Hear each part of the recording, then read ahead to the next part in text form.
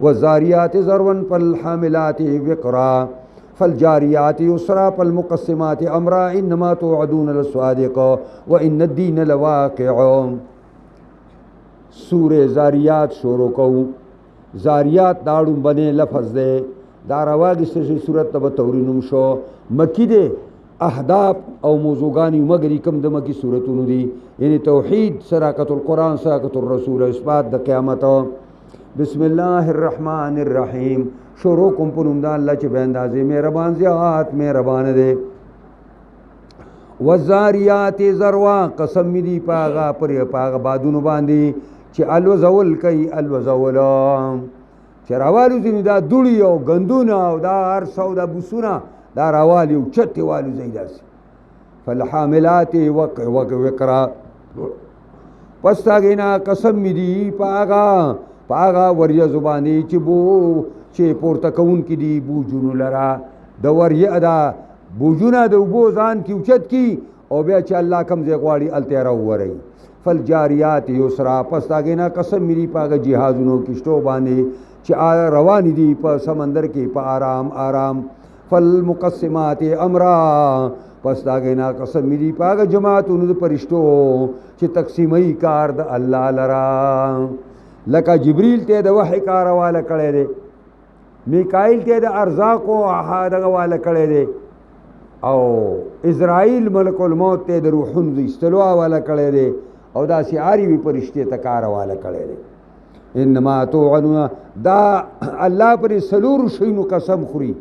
او دا قسم په دې باندې خوري چې قیامت یقینا دی. انما توعدون لصادق یقینا هغه تاسو سره چې وعده د قیامت کېږي دا رښتیا ده. وان الدین لواقع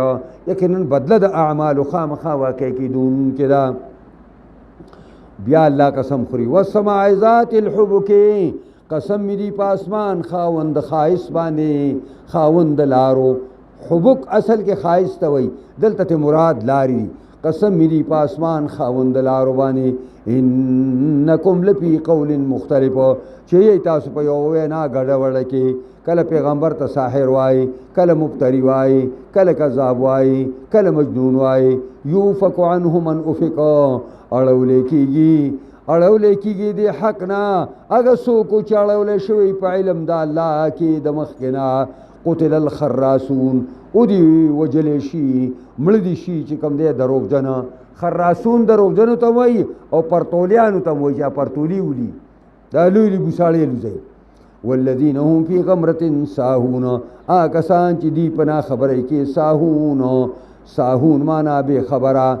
ساهون لاهون ترجمه را. نو دی فی غمرة په ناپوهۍ کې او په جهالت کې ساهون معنا نا خبر دي. یسألون ایان یوم الدین تپوس کوي چې کله به ورځ د بدلې. یوم هغه ورځ دا هم علی النار یفتنون چې دوی به په اور باندې دوی ازمایش کېدی شي، یعنې په اور به ورتېدی شي. ذوقوا فتنتکم اوسکئ هغه خپل عذاب لره. هذا الذي کنتم به تستعجلون دا هغه دی هغه عذاب دی چې وایي تاسو په تلوار باندې غوښتلو. ان المتقین فی جنات معیون یقینا پرهیزګار به په جنتونو په چینو کې آخذینا اخذتون کی به ما هغه نعمتونه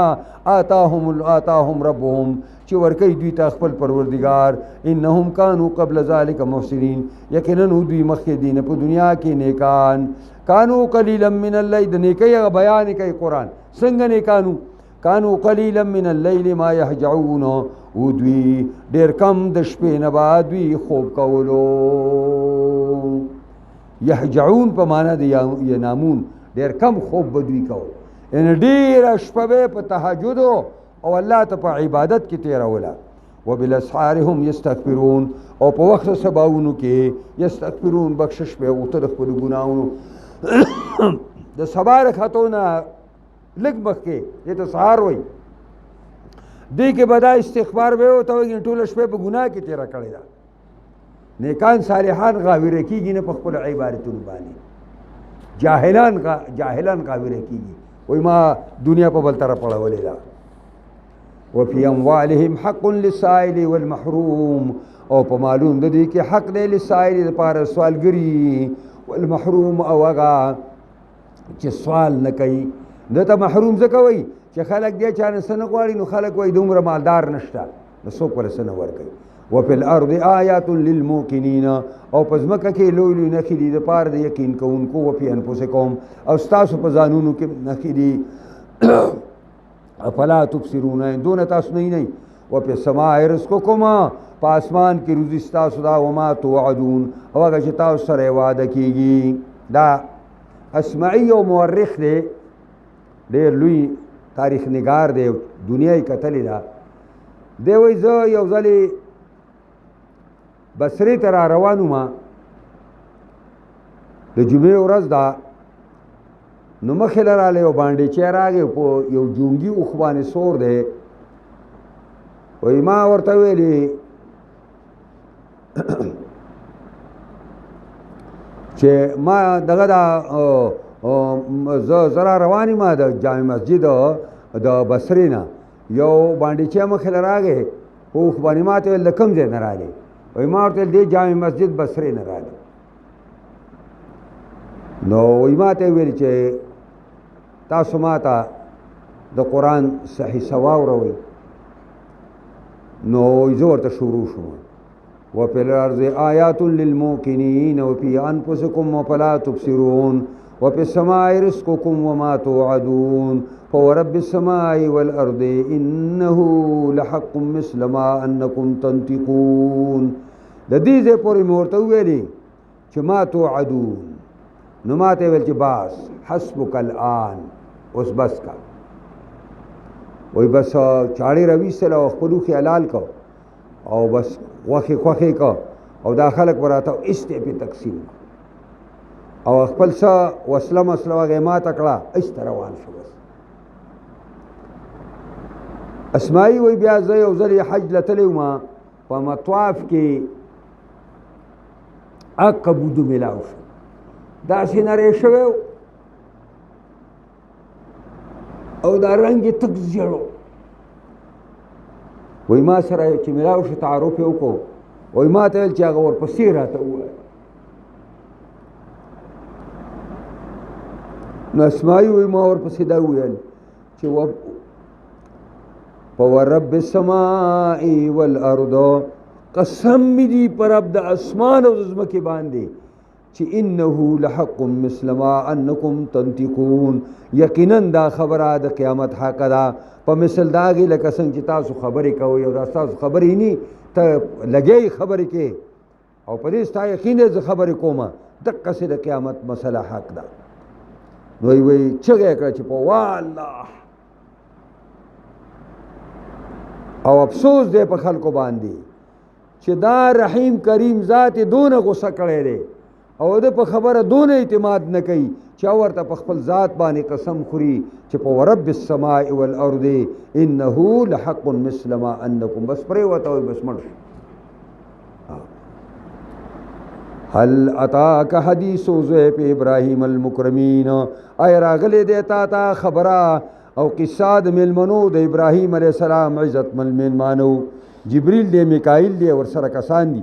اذ دخلوا علیا، وخت رادن نشو په ابراهیم فقالو سلامان، سلام یې ولسته په ده باندې. قال سلام، د ورته زما طرفه دې سلامتی آئی، قوم منکرون، تاسو یو قوم ناشنا یئ. دا خبره دې میلمنو ته هغه وخت وکړه چې کله هغه سکی حلال کو او هغې ورید کو او ریوړو مخې ته یې کېښو نه یې خوړ، او یا دا چې دا یې د هغې مخکې ونه ویلې خپل رضاکارو بچي او خلک هغې ته ویل چې هلکه دا سړي خو بلکل ناشنا دي، د دې علاقې نه دي. فراغ الی اهله، راغلی غوندې راغی خپل کور ته. میلمه ته ولا نه وی میلمه چای بس کېږه، نه چې میلمه دې کېنو نو نیغ زه کور ته وسوله راوړه.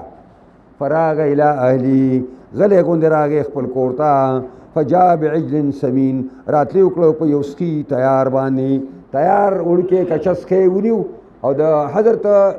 حضرت ابراهیم عام مال وی غواګانې وي نو هغه حلال کو،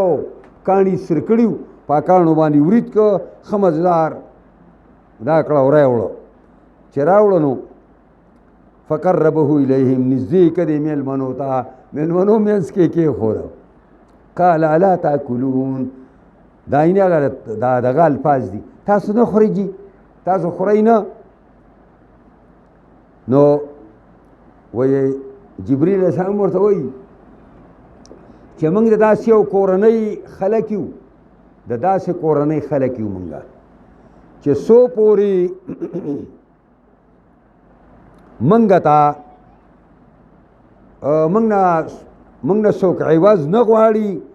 نو موږ نه علي نو موږ هغه نه خورو ما ته متوجه شئ څه کوئ تاسو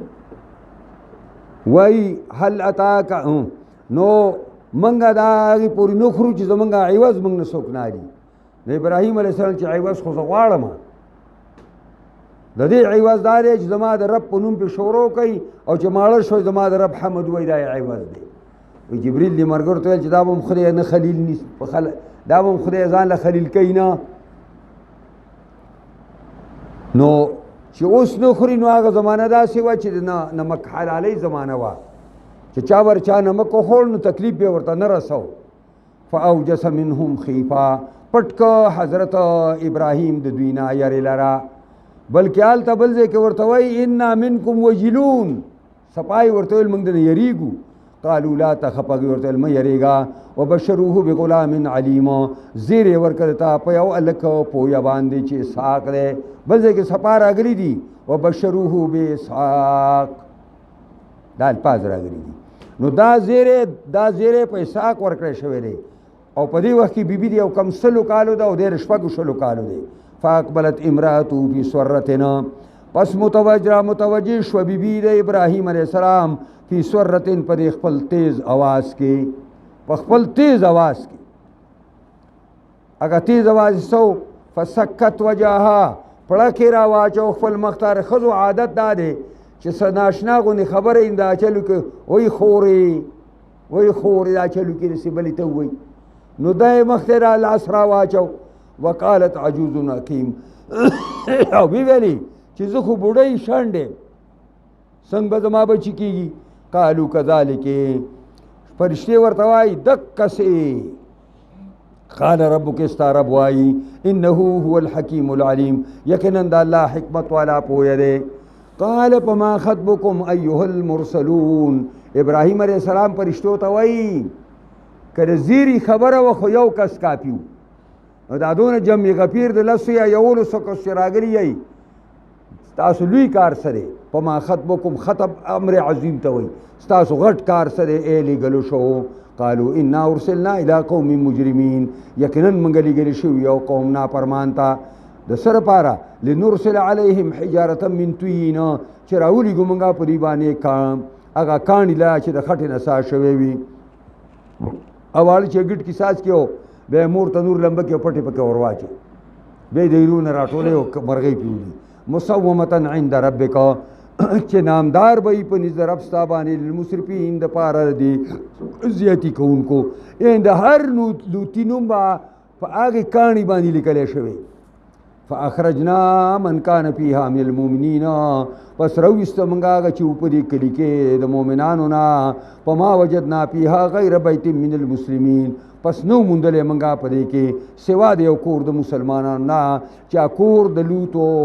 یو لوط دی او دوی لوڼه دي وترکنا فیها آیة للذین یخافون العذاب الالیم او پریښې وترکنا فیها پریښې په دې کې موږ آیة یوه نښه دا کسانو دپاره چې یریږي د عذاب درناک نه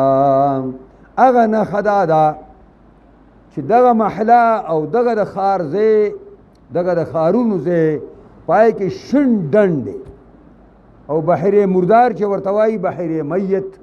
د هغې حصه ګرځېدلې ده او مولانا وایي چې دغه داسې څښه اوبه دي او بدبو او ناکاره بیم ترې راځي پای کې اوس وایي خلک ودایانې کوي او ودی پکې راځي او حیوان په هغه اوبو کې نشي اوسېدلی وفي موسی او په موسی علیه السلام کې دا الله د قدرت نښې دي اذ ارسلنا الی فرعون بسلطان مبین او وخت چې ولیږه موږ فرعون ته په هغه حجت ښکاره باندې فتولا برکنه واوړي د فرعون برکنه سره د هغه خپل طاقت نه دلته د رکن نه د هغه پوجونه او هغه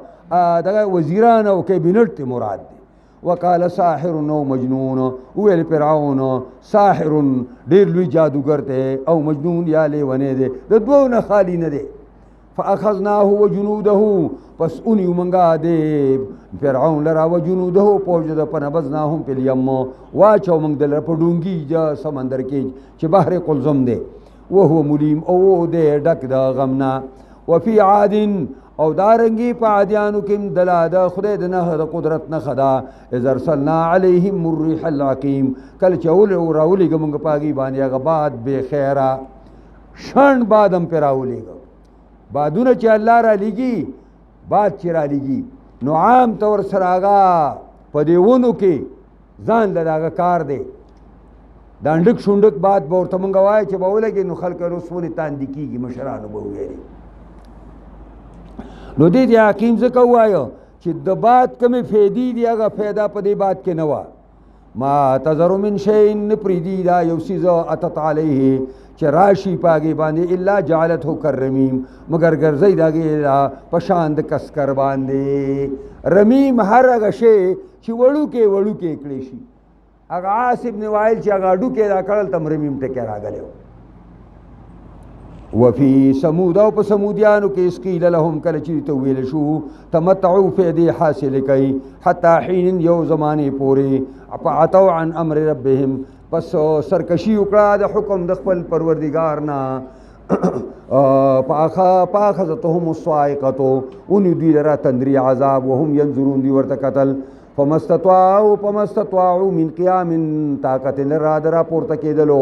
وما كانوا منتصرین او نو دوی خپل بدل اگستون کی وقوم نوح او قوم د نوح علیہ السلام من قبل مخید دینا